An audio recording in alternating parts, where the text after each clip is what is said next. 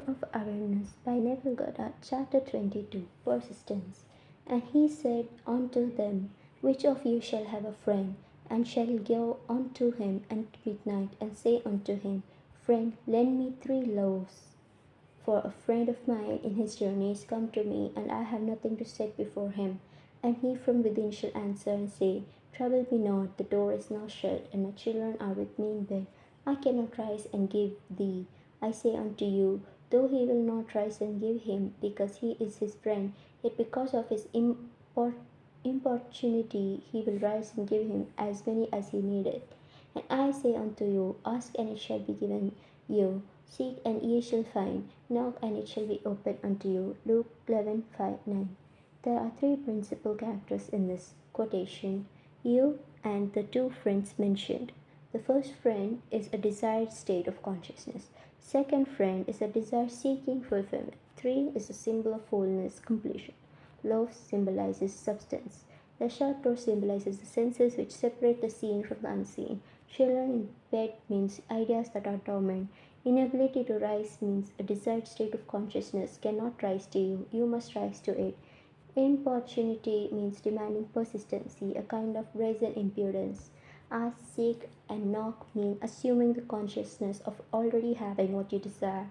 Thus, the scriptures tell you that you must persist in rising to assuming the consciousness of your wish already being fulfilled. The promise is definite that if you are shameless in your impudence in assuming that you already have that which your senses deny, it shall be given unto you, your desire shall be attained. The Bible teaches the necessity of persistence by the use of many stories. When Jacob sought a blessing from the angel with whom he wrestled, he said, I will not let thee go, except thou bless me. Genesis 32:26. When the Shunammite sought the help of Elisha, she said, As the Lord liveth, and as thy soul liveth, I will not leave thee. And he arose and followed her. 2 Kings 4:3. The same idea is exposed in another passage. And he spake a parable unto them that men ought always to pray and not to faint, saying, There was in a city a judge which feared not God, neither regarded man, and there was a widow in the city, and she came unto him, saying, Avenge me of mine adversary. And he would not for a while, but afterward he said within himself, Though I fear not God, nor regard man, yet because this widow troubleth me, I will avenge her, lest she weary me by her continual coming. Luke 18:1-5. The basic truth underlying each of these stories is that desire springs from the awareness of ultimate attainment, and that persistence in maintaining the consciousness of the desire already being fulfilled results in its fulfillment. It is not enough to feed yourself into the state of the answered prayer. You must persist in that state. That is the reason for the injunction, man ought always to pray and not to faint. Luke 18:1. Hence, to pray means to give thanks for already having what you desire. Only persistency in the assumption of the wish fulfilled can cause those subtle changes in your mind which result in the desired change in your life.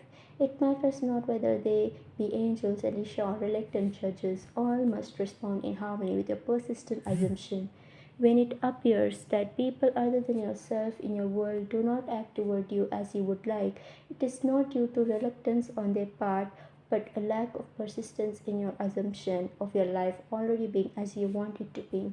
Your assumption to be effective cannot be a single isolated act. It must be a maintained attitude of the wish fulfilled, and that maintained attitude that gets you there, so that you think from your wish fulfilled instead of thinking about your wish, is aided by assuming the feeling of the wish fulfilled frequently. It is the frequency, not the length of time, that makes it natural. That to which you constantly return constitute your truest self. Frequent occupancy of the feeling of the wish fulfilled is the secret of success.